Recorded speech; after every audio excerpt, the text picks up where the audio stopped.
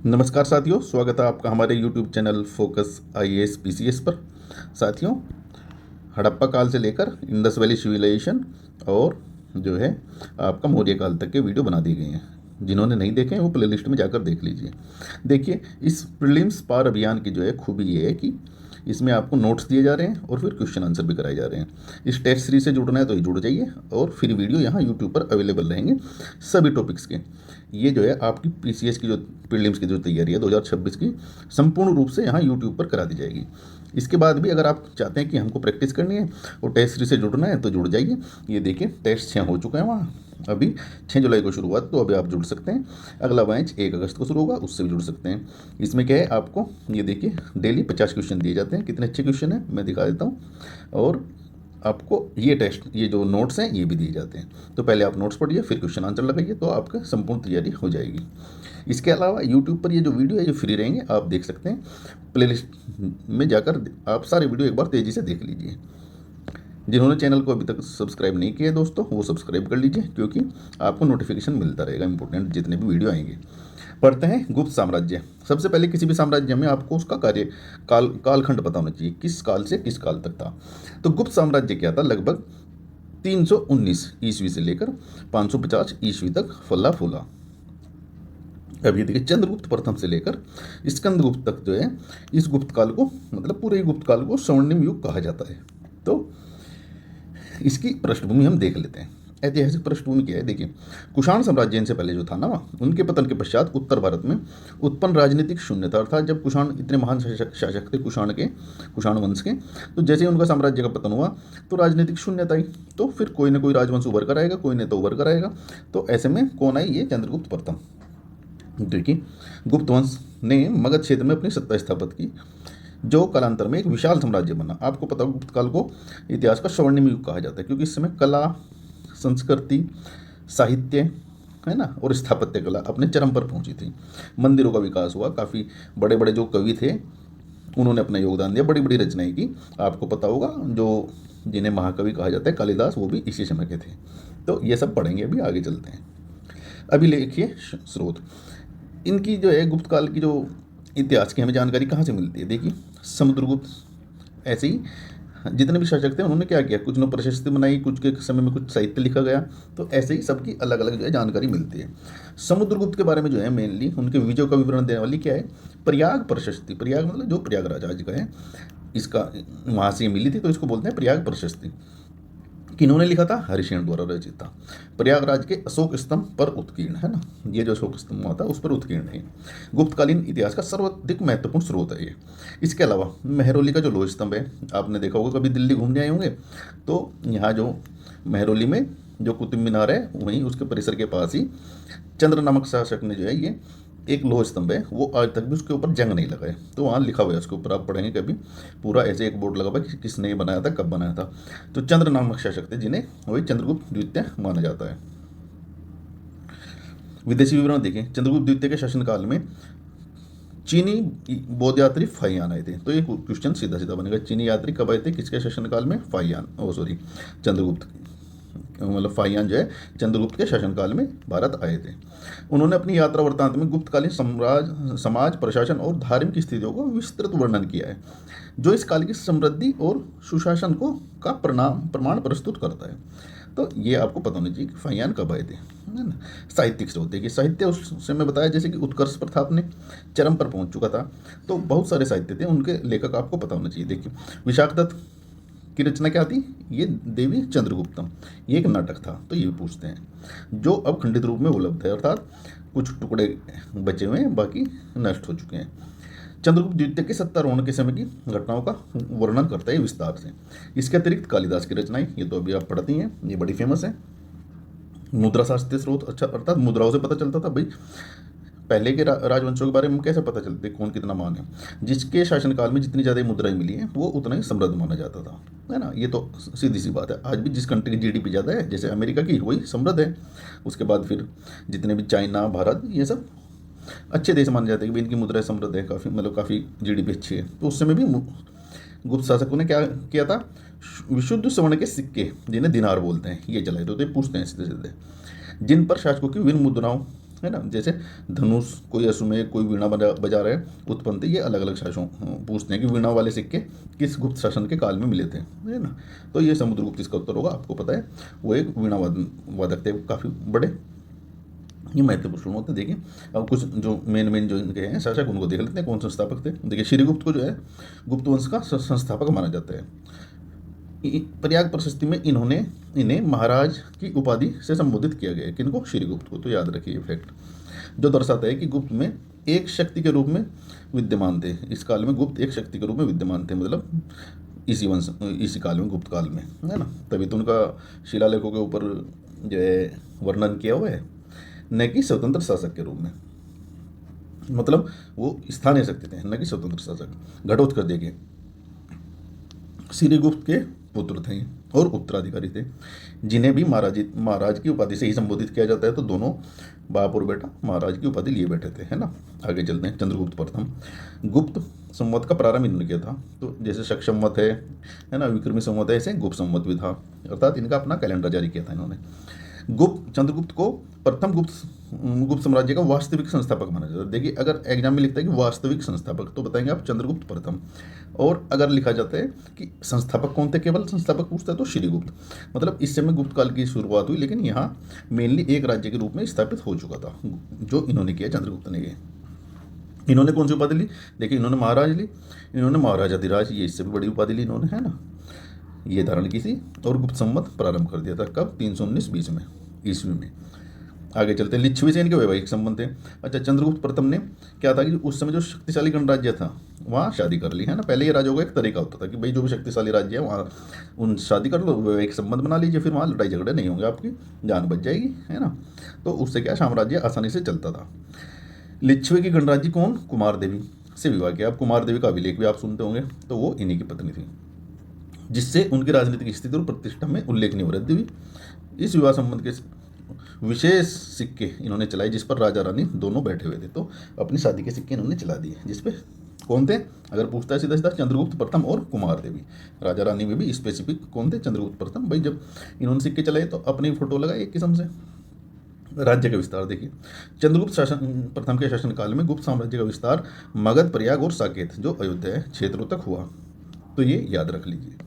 अब ये जो सबसे महान शासक है, इसके ज़्यादा क्वेश्चन बनते हैं यहाँ पर ना, समुद्रगुप्त प्रथम, क्योंकि ये ऐसे सम्राट थे कि इन्होंने जितने भी सैन्य अभियान किए या युद्ध किए, उनमें एक में भी ये हारे नहीं थे, सभी में इन्होंने विजय प्राप्त की थी। तो इसलिए इनको भारत का नेपोलियन भी कहा जाता है। किसने दी उपाधि? V.A. स्मिथ, है ना, जो इतिहासकार थे। तो ये याद रख लीजिए, भारत का नेपोलियन। एवं इन्होंने समुद्रगुप्त ने स्वयं एक कौन सी उपाधि धारण की थी? पराक्रमांक, है ना, पराक्रमांक याद कर लीजिए, अर्थात जो पराक्रमी है। प्रयाग प्रशस्ति में देखिए इनका उल्लेख भी है। क्या है?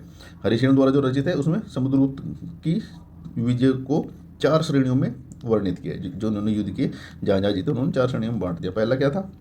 आर्यव्रत के शासकों का उन्मूलन, अर्थात उत्तर भारत में इन्होंने आक्रमण किया और पूरा आर्यव्रत अपने में मिलाया। दूसरा क्या था? दक्षिणापथ के 12 शासकों को हराया इन्होंने, है ना, ये देखिए। और फिर उन्हें राज्य लुटाना, और राज्य लुटा भी दिया हराकर उनको, है ना। इसे बोलते थे ग्रहण मोक्षानुग्रह नीति, मतलब राज्य लिया और फिर उनको मोक्ष दिया, उनको राज्य वापस कर दिया। लेकिन वो इनके अधीन रहते थे, फिर इनकी बात मानते थे कि भाई इन्होंने हमें राज्य लुटाया, तो वो इनके अधीन होकर ही कार्य करते थे। तीसरा क्या? वन क्षेत्रों में अटविक राजाओं की अधीनता, तथा चौथा के सीमावर्ती राज्यों और गणराज्यों द्वारा कर व उपहार अर्पित करना। तो इन्होंने मतलब चारों तरफ के साम्राज्य जो हैं इनको उपहार वगैरह देते थे कि भाई हमसे युद्ध ना करें, और इन्होंने अपना पराक्रम चारों ओर दिखाया। तो ये याद रख लीजिए। दक्षिणापथ का अभियान देखिए, जो समुद्रगुप्त दक्षिण की ओर चले तो उसे बोलते हैं दक्षिणापथ अभियान, है ना। इन्होंने क्या किया? कांची के पल्लव शासक विष्णुगुप्त सहित दक्षिणापथ के 12 शासकों को पराजित किया। देखिए कितने इन्होंने हरा दिए, है ना, 12 शासकों को पराजित किया।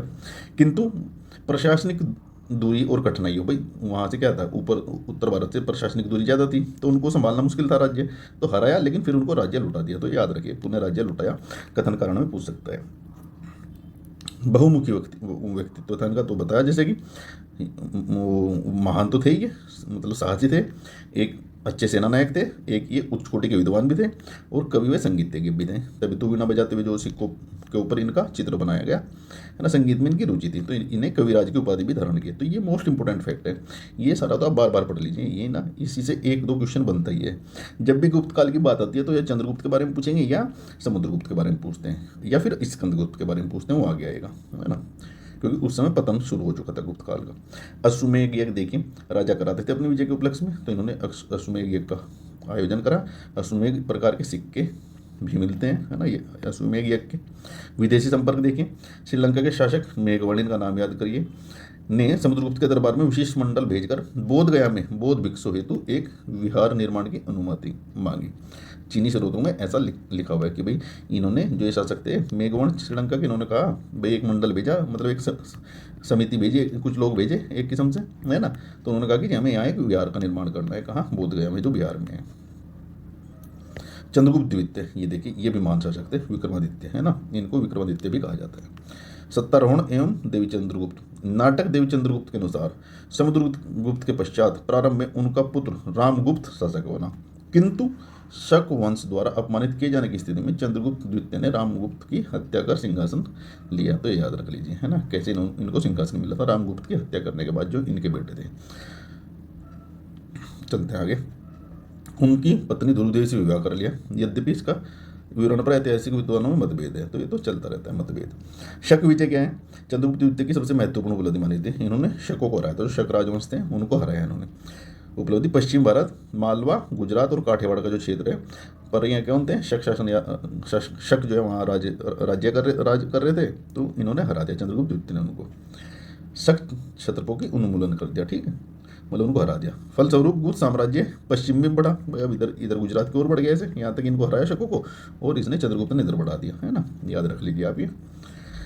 और इसी विजय की स्मृति में इन्होंने विक्रमादित्य की उपाधि धारण की थी, ये जरूर याद रखना कि विक्रमादित्य की उपाधि किसको हराया था, शकों को हराने के खुशी में इन्होंने ये उपाधि धारण की थी।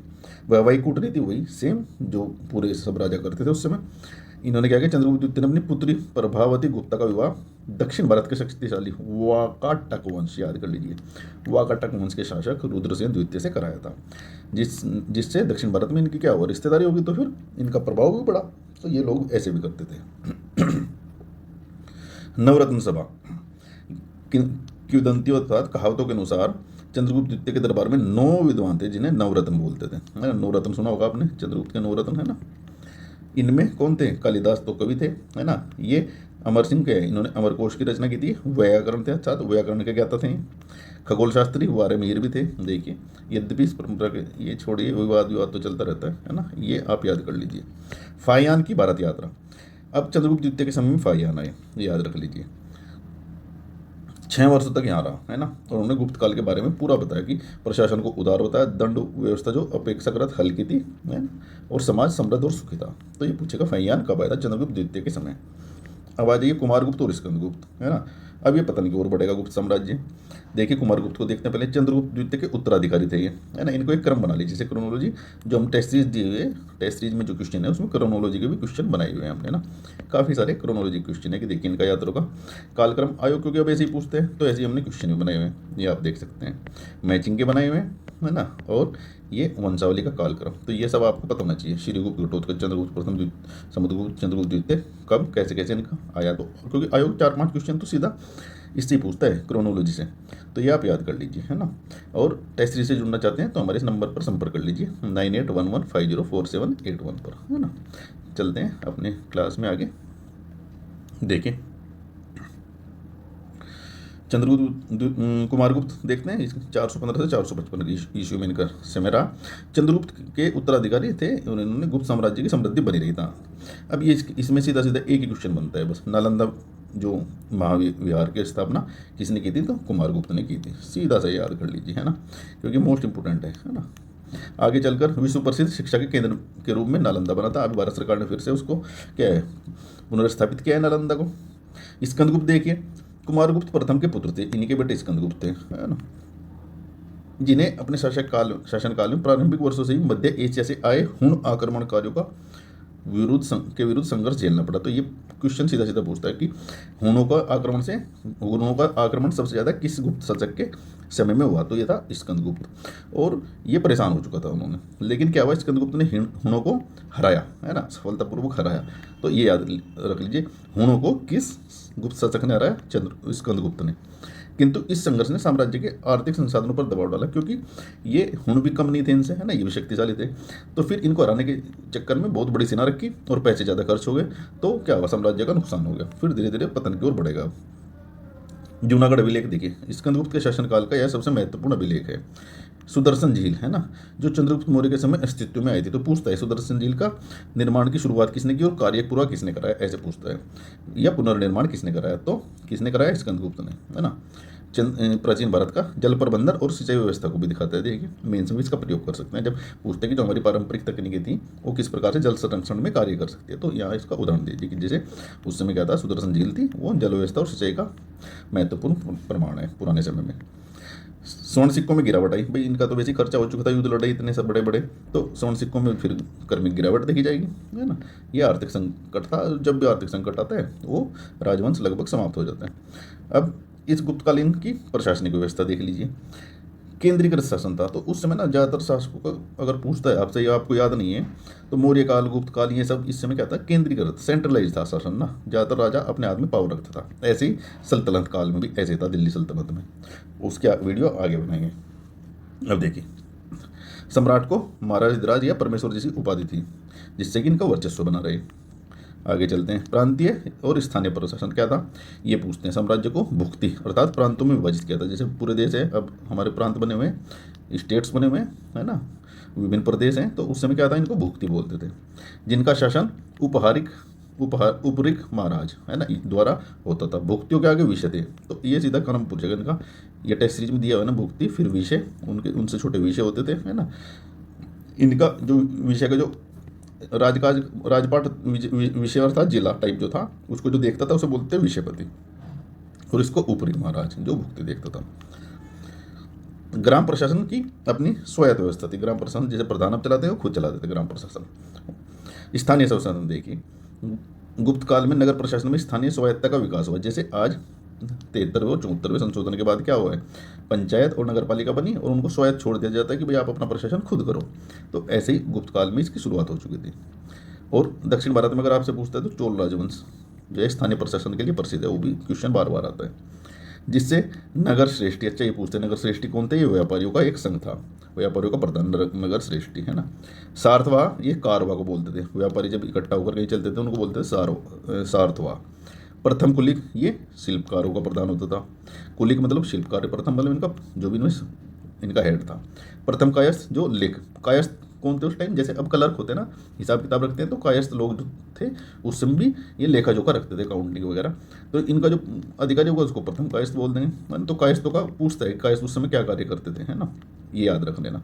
जैसे नगर प्रशासन समितियों में सम्मिलित होते थे। छोड़िए, दामोदर पुर एवं अन्य ताम्रपत्रों से, अभिलेखों से इसकी प्राप्ति होती है। जो स्थानीय शासन है, तो याद रख लीजिए दामोदरपुर जो ताम्रपत्र है ये किससे संबंधित है, गुप्तकालीन। अब ऐसे छोटे छोटे भी जाकर ना अंदर पूछने लगा, तो सारा याद कर लीजिए आप। ये मत सोचिए कि दामोदरपुर तो मैंने पढ़ा नहीं, ये ताम्र अभिलेख, तो फिर क्या पता चलेगा, क्या पूछेगा आयोग पूछ सकता है कुछ भी, क्योंकि अब उसकी मंशा पेपर कठिन बनाने की है। भूमि अनुदान प्रथा, अच्छा भूमि दान की जाती थी किनको, ब्राह्मणों को, धार्मिक संस्थाओं को, है ना।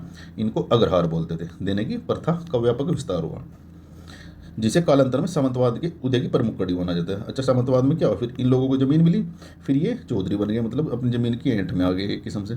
फिर इन्होंने क्या आगे सामंतवाद का जन्म हुआ, अर्थात अपने यहाँ नौकर रखना, और एक वो जो होता ना अहम कि भाई मेरे पास जमीन ज़्यादा है, दूसरे के पास कुछ नहीं है। तो इस प्रकार सामंतवाद का जन्म हुआ।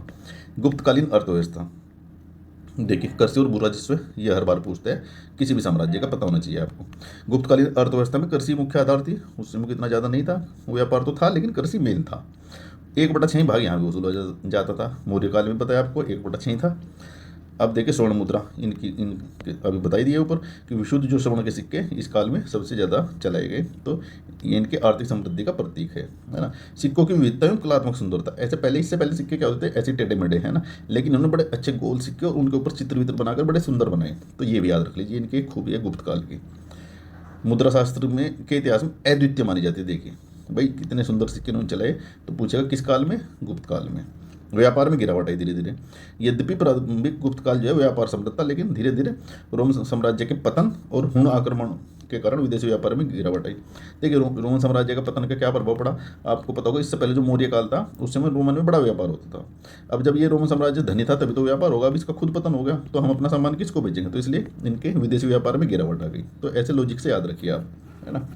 आगे चलते हैं। श्रेणी व्यवस्था, ये बताया जो गिल्ड इसे बोलते थे, गिल्ड और श्रेणी थी। ये व्यापारियों एवं शिल्पकारों की श्रेणियों को गिल्ड बोला जाता था। गुप्त काल में भी सक्रिय थी, ये मौर्य काल में भी थी। अपने व्यवसाय को नियमित करती थी तथा एक प्रकार की बैंक शाखा और ऋण की व्यवस्था भी करती थी। जैसे आज बैंकिंग सिस्टम है तो उस समय ये व्यापारी लोग करते थे, गिल्ड बोलते थे इसको। स्वर्ण युग क्यों कहा जाता है, क्योंकि विज्ञान, गणित, चिकित्सा सभी में और कला वास्तुकला में सभी में या उस समय आगे था। तो ये देख लीजिए, आर्यभट्ट प्रसिद्ध गणितज्ञ और खगोल शास्त्री थे। तो सीधा पूछता है, आर्यभट्ट ये नमक ग्रंथ की रचना की थी। इन्होंने शून्य का प्रयोग और दशमलव के मान की प्रणाली में योगदान दिया था। और पृथ्वी के धुरी पर घूमती है, जो जैसे आज जो वैज्ञानिक बताते हैं कि अपनी धुरी पर पृथ्वी घूमती है ऐसे, तो ये सिद्धांत भी इन्होंने दिया था आर्यभट्ट ने। सूर्य ग्रहण और चंद्र ग्रहण की भी व्याख्या दी थी इन्होंने। वारामिहिर भी मेन क्या थे, खगोल शास्त्री और ज्योतिषी थे। इनकी रचना क्या है, वरद संहिता, है ना, याद रखिए वरद संहिता। खगोल विज्ञान के ऊपर है ये। भूगोल, वनस्पति एवं वास्तुशास्त्र सहित अनेक विषयों का विश्वकोशीय संकलन है। तो देखिए मेनली खगोल हुआ, भूगोल भी है, वनस्पति भी है, सब कुछ इसमें दिया हुआ था। इसे इसका नाम वरद मतलब बड़ी संहिता है ना। वारे में याद रखिए, वारे वरद ऐसे याद कर लीजिए। चिकित्सा विज्ञान तो आपको पता ही है, उस समय के क्या थे। चिकित्सा विज्ञान में आयुर्वेद का विकास हुआ। वाघभट्ट जो बार बार आप सुनते हैं, वाघभट्ट कृत जो है अष्टांग हृदयम इस काल की सबसे महत्वपूर्ण चिकित्सा ग्रंथ माना जाता है ना। धातुक्रम कौशल देखिए, दिल्ली में स्थित मेहरुल स्तंभ, ये इसके ऊपर आज तक भी जंग नहीं लगा है, जिसमें चंद्रशेखर का जिक्र है। तो ये 16 वर्षों से अधिक बाद भी जंग नहीं लगा, अब तक खड़ा है एज इट इज। तो ये इनकी धातुक्रम की कौशल को दिखाता है। दशमलव प्रणाली तो बताइए कि भारत में ही 0.0 का विकास हुआ था, जो गुप्त काल में परिष्कृत हुई इन्होंने, और उसमें आगे योगदान दिया। साहित्य ये याद कर लीजिए, कालिदास के सारे साहित्य आपको याद होना चाहिए, है ना। अभिज्ञान शाकुंतलम, मेघदूतम, रघुवंशम, कुमार संभव, ये सब कालिदास के थे। और ये चंद्रगुप्त द्वितीय के दरबारी कवि थे, जो उनके 9 रत्न थे, उनमें से एक थे। अन्य साहित्यकार विशाख दत्त, इनकी कौन कौन सी रचना है, मुद्रा राक्षस, देवी चंद्रगुप्तम, ये पूछता है, ये याद रख लीजिए आप सीधा सीधा। शूद्रक मृच्छकटिकम, ये पूछता है। भारावी, जैसे भारावी इन्होंने संस्कृत साहित्य को समृद्ध किया, इन्होंने भी कई रचनाएं बनाई, है ना। क्वेश्चन मेनली इनसे बनेगा आपके, याद रख लीजिए दोनों तीनों। पंचतंत्र ये बड़ा फेमस है ना, ये जो है विश्व की सबसे ज़्यादा भाषाओं में रिकॉर्ड होने वाली पुस्तक है, मतलब अनुवाद होने वाली।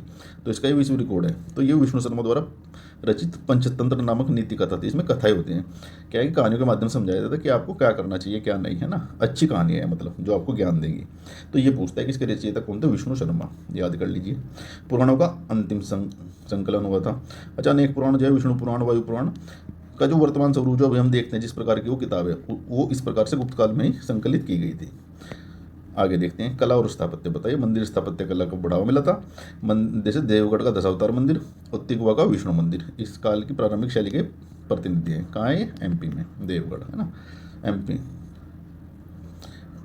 और ये देखिए सारनाथ मूर्ति, सारनाथ शैली जो है कि मूर्ति कला, ये क्या होता है कि सारनाथ जो है, जो हमारे आपने देखा होगा यहाँ बौद्ध स्तूप बना हुआ है। सारनाथ कहाँ है, वाराणसी के पास, जहाँ बुद्ध का शांत, सौम्य एवं आध्यात्मिक भाव भंगिमा वाली प्रतिमाएं मिली है।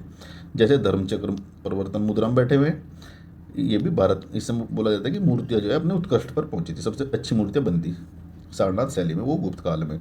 अजंता की गुफाएं बनी थी, देखिए ये देख लिए, अजंता की गुफाएं क्या है, बुद्ध के जीवन और जातक कथाओं पर आधारित है। वहाँ अंदर उसमें जो चित्र बने हुए हैं अजंता की गुफाओं में, है ना।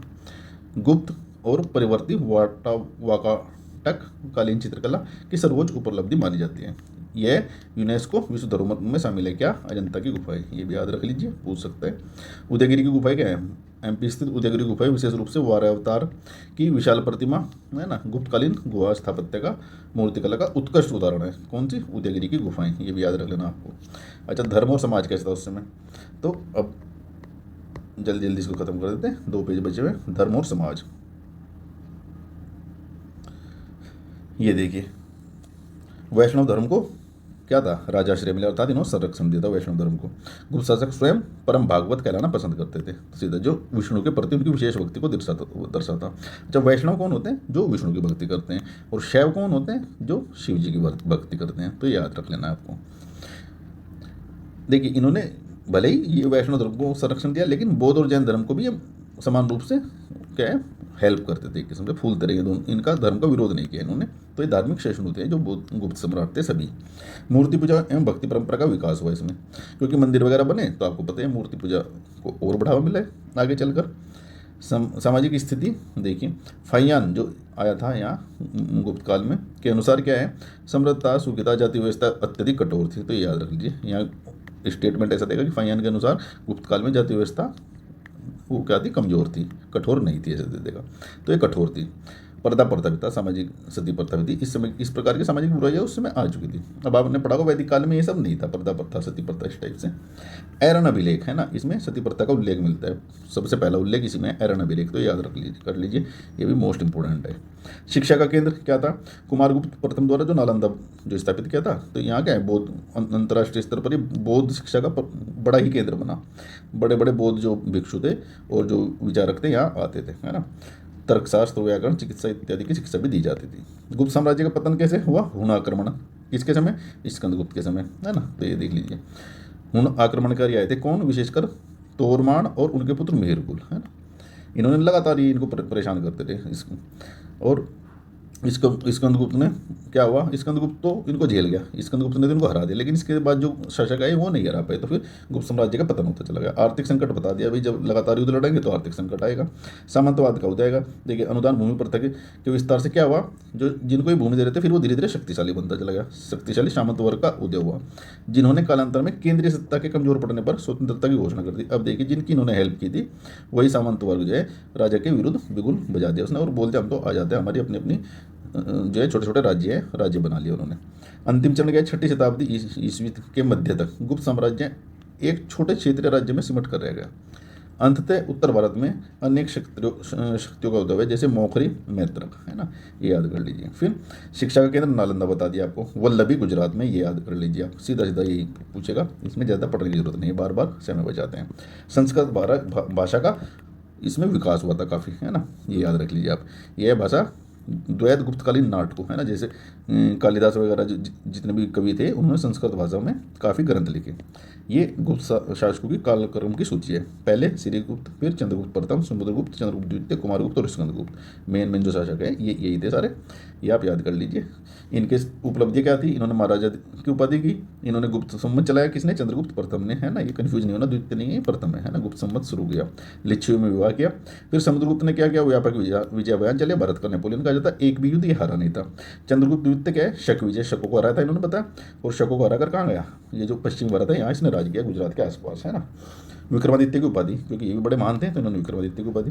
कुमारगुप्त मोस्ट इंपोर्टेंट इसका नालंदा महाविद्यालय, है ना। स्कंदगुप्त हुणों का आक्रमण, इन्होंने हुणों को हराया था, है ना। तो इन्होंने शकों को हराया था ऊपर, चंद्रगुप्त द्वितीय ने, और इसने हुणों को हराया था। तो याद रखना, शक विजय और हुण विजय, कभी उल्टा कर दो आप, है ना। जूनागढ़ अभिलेख इन्हीं के स्कंदगुप्त का उसमें जिक्र है, तो याद रख लीजिए। अब प्रीलिम्स के जो मोस्ट इंपोर्टेंट 10-20 फैक्ट है ये पढ़ते हैं, उसके बाद वीडियो खत्म हो जाता है। ये आप इसका स्क्रीनशॉट ले लीजिए, अपने फ़ोन में रख लीजिए, इसको बार बार याद कर लीजिए, क्योंकि इनसे सीधा सीधा 1-2 क्वेश्चन मिल जाएगा, आप देख लेना पीवाई को उठाकर। प्रयाग प्रशस्ति वही पढ़ चुके, हरिश्चंद्र रचित, है ना। समुद्रगुप्त की विजय का वर्णन, चंद्रगुप्त गुप्त संवत चलाया इन्होंने, समुद्रगुप्त भारत का नेपोलियन, ठीक है, वीणा बजाते हुए, ये 2 फैक्ट है इनके। चंद्रगुप्त द्वितीय शक विजय, है ना। पुत्री प्रभावती गुप्ता, वाकाटक शासक का विवाह वाकाटक शासक कौन, रुद्रसेन द्वितीय से किया, ये याद रख लेना। फाइयान चंद्रगुप्त द्वितीय के समय में भारत आया था, चीन का यात्री था, ठीक है। कुमारगुप्त नालंदा महाविद्यालय, मोस्ट इंपोर्टेंट फैक्ट यही है। समुद्रगुप्त हुणों को हरा दिया, ठीक है। जूनागढ़ अभिलेख याद रख लीजिए। सुदर्शन झील का पुनर्निर्माण किया। आर्यभट्ट की ये रचना थी, आर्यभट्ट है, ठीक है। वारामेर की व्रत संहिता, मैरोली का स्तंभ गुप्त शासकों का जो है धातु कौशल दिखाता है। कालिदास की ये रचना है, सारे याद कर लीजिए। अभिज्ञान शकुंतलम, मेघदूतम, रघुवंशम और कुमार संभव, है ना। सारनाथ शैली बुद्ध की एकदम शांत मुद्रा वाली प्रतिमाओं के लिए प्रसिद्ध है। सारनाथ कहाँ है, वाराणसी के पास, उत्तर प्रदेश में, है ना। अजंता की गुफाएं गुप्तकालीन, वाकाटककालीन, गुप्त और वाकाटक काल जो सेम उस समय चल रहे थे भाई, इन्होंने वहाँ वाकाटक शासक उसमें शादी की थी ना चंद्रगुप्त द्वितीय ने। तो ये दोनों जो राजवंश एक काल में थे, है ना। भित्ति चित्र हेतु प्रसिद्ध और यूनेस्को की धरोहर में शामिल है, विश्व धरोहर में। परम भागवत गुप्त शासकों की उपाधि वैष्णव धर्म के प्रति इनकी भक्त वो श्रद्धा दिखाती है, क्योंकि भागवत है ना, और ये विष्णु के पुजारी थे, याद रख लीजिए। हुनों का आक्रमण तोरमुन व मेरुकुल के नेतृत्व में होता और गुप्त साम्राज्य के पतन का प्रमुख कारण था। तो दोस्तों आज पूरा गुप्त ये वंश करा दिया गया है। टेस्ट सीरीज से जुड़ना है तो फिर आप उसी नंबर पर संपर्क कर लीजिए। ये टेस्ट सीरीज है, देखिए इसमें क्या है कि सबसे बढ़िया बात है कि ये नोट्स मिलेंगे, टेस्ट सीरीज मिलेंगे आपको, और इनकी व्याख्या विस्तृत मिलेगी। इसमें सभी प्रकार के क्वेश्चन है, देखिए उत्तर से दक्षिण क्रम है ना, आसान वाले क्वेश्चन भी कुछ शामिल किए हैं, मैचिंग के भी शामिल किए हैं ना, जो मोस्ट इंपोर्टेंट रिपीटेड है भले ही आसान क्वेश्चन है वो भी दिया हुआ है, जिससे आपकी तैयारी हो जाए अच्छी और भूले ना आप। इस टेस्ट सीरीज से अगर आपको जुड़ना है, देखिए व्याख्या देख लीजिए आप कितनी विस्तृत व्याख्या है। आपको क्या होगा, देखिए नोट्स मिले, फिर टेस्ट मिले, नोट्स मिले, फिर टेस्ट मिले, फिर उनकी व्याख्या भी मिल गई बढ़िया वाली। तो आपका कंटेंट आपको कुछ पढ़ना ही नहीं है इससे अलग, ये बार बार आप एक बार देखेंगे तो आपको याद हो जाएगा। नोट्स बिल्कुल बुलेट पॉइंट में बनाए हुए हैं जिससे आपको याद हो जाए। ऐसे लंबे लंबे पैराग्राफ में नहीं बनाए कि भाई कहानी लिखें और आपको ढूंढना पड़ेगा क्या इंपॉर्टेंट है। ये हर इंपॉर्टेंट जो भी 3 लाइनें हैं उनको बुलेट पॉइंट में लगा दिएगा, जिससे आपको पढ़ने में आसानी होगी, है ना। तो ये देख लीजिए, अगर इससे जुड़ना आप हमें संपर्क कीजिए 9811504781 पर। तो मिलते हैं अगली वीडियो में, तब तक के लिए पढ़ते रहिए, लिखते रहिए और सिलेक्शन लेकर रहिए। जय हिंद।